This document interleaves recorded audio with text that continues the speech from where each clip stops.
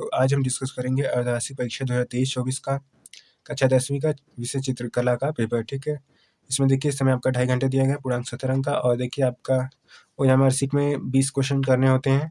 ठीक है, तो यहाँ पे दिया गया है।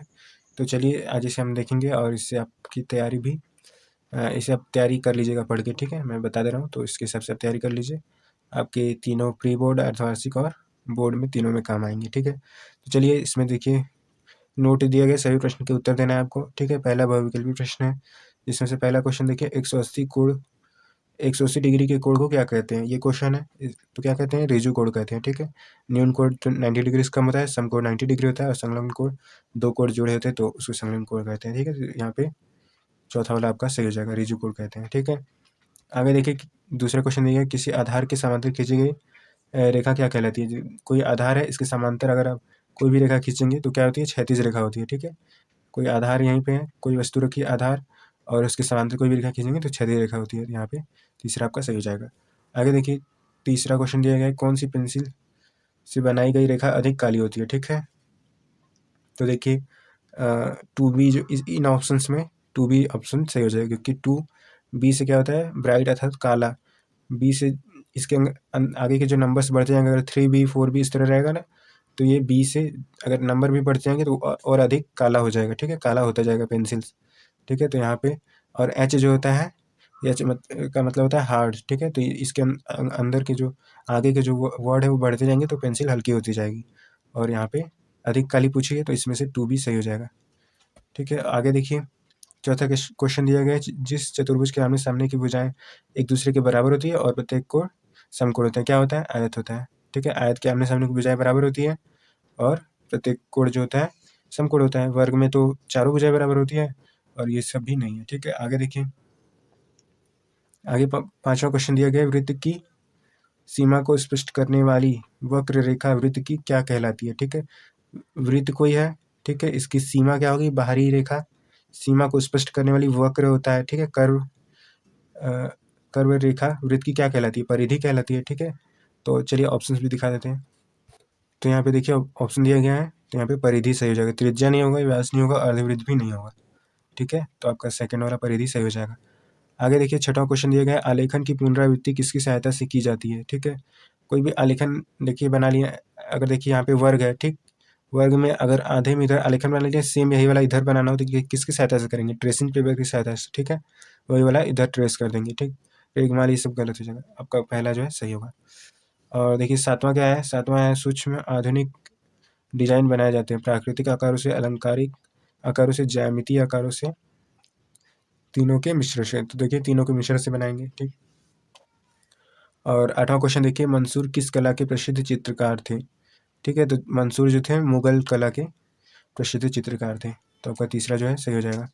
नौवां क्वेश्चन देखिए, शिला चित्र किस काल की देन है। ठीक है, मौर्य काल की, गुप्त काल की, प्रागैतिहासिक काल की या आधुनिक काल की। ठीक है, तो इसे आप अपनी बुक में चेक कर लीजिएगा। ठीक है, इसका मुझे ये लग रहा है, पर आप अच्छे से चेक कर लीजिए ताकि आपको एकदम सही आंसर मिले। ठीक है, और आगे बढ़ते हैं। 10वां क्वेश्चन दिया गया, उत्तर प्रदेश के किस नगर में प्रागैतिहासिक चित्र मिलते हैं। ठीक है, तो ये मिर्ज़ापुर में मिलते हैं। ठीक है, प्रागैतिहासिक क्या है, प्रागैतिहासिक काल में क्या होते हैं कि उस काल के जो चित्र थे वो विभिन्न प्रकार के जानवरों के बने होते थे शिलाओं पे। ठीक है, पत्थरों पे, तो यहाँ पे मिर्ज़ापुर में, उत्तर प्रदेश के मिर्ज़ापुर में मिलते हैं। ठीक है, तो यहाँ पे आपका चौथा सही हो जाएगा। और 11वां क्वेश्चन देखिए, सत्यमेव जयते किस उपनिषद से लिया गया है। तो मुंडकोपनिषद से लिया गया है, ये पहला ही आपका सही हो जाएगा। चलिए आगे देखते हैं। आगे देखिए दिया गया 12वां क्वेश्चन, अजंता की गुफा कहाँ स्थित है। तो ये महाराष्ट्र में स्थित है। ठीक है, और 13वां क्वेश्चन दिया गया, कला शब्द का प्रयोग सर्वप्रथम किस ग्रंथ में किया गया। ठीक, तो यहाँ पे ऋग्वेद में किया गया था सबसे पहले। और आगे देखिए 14वां क्वेश्चन दिया गया, विनय पिटक बौद्ध ग्रंथ जो कि है किस भाषा में लिखा गया है, पाली भाषा में लिखा गया है। ठीक है, और आगे देखिए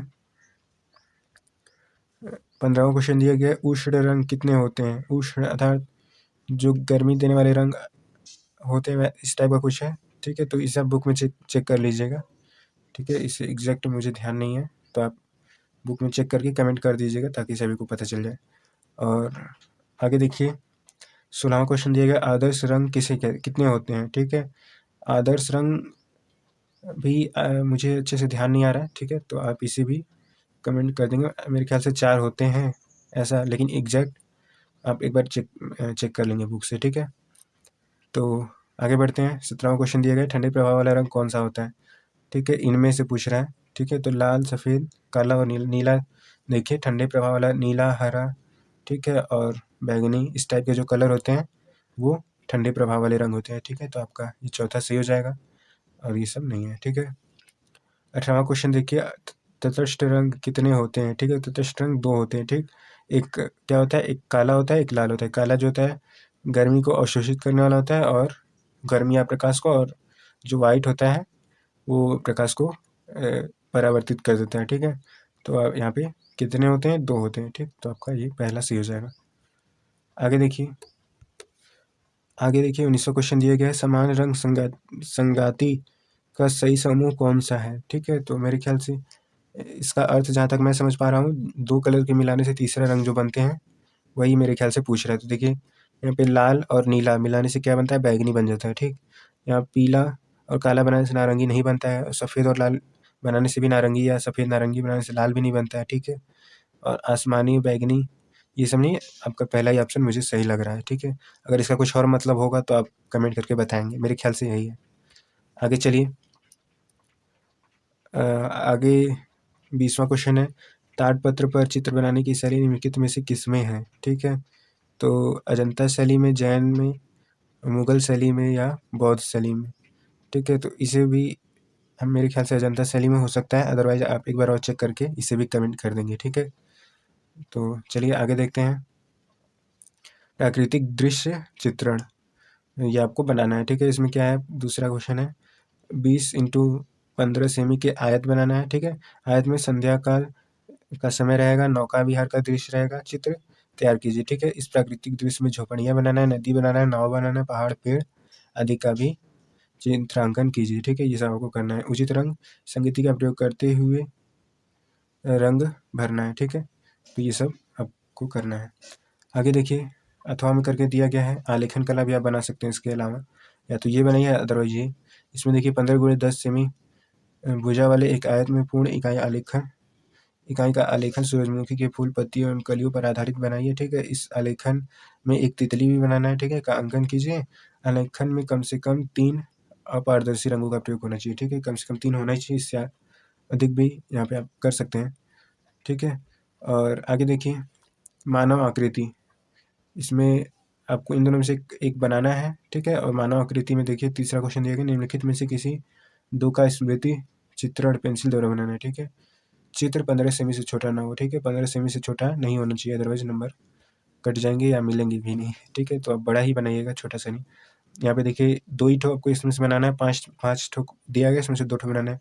2 केले बना दीजिए, अदरवाइज 2 भिंडी या कप प्लेट या मग एवं बाल्टी या सुराही, ठीक है। 2 बनाना है, ऐसा नहीं कि देखिए मग एवं बाल्टी बोला गया है तो आप 15 सेमी से बड़ा ही होना चाहिए, ठीक है। 15 सेमी या बराबर हो जाए, या तो उससे बड़ा, ठीक है। यहाँ पे आपका जो है चित्रकला का पेपर समाप्त होता है। आपको वीडियो पसंद आए तो लाइक कर दीजिएगा, ठीक है।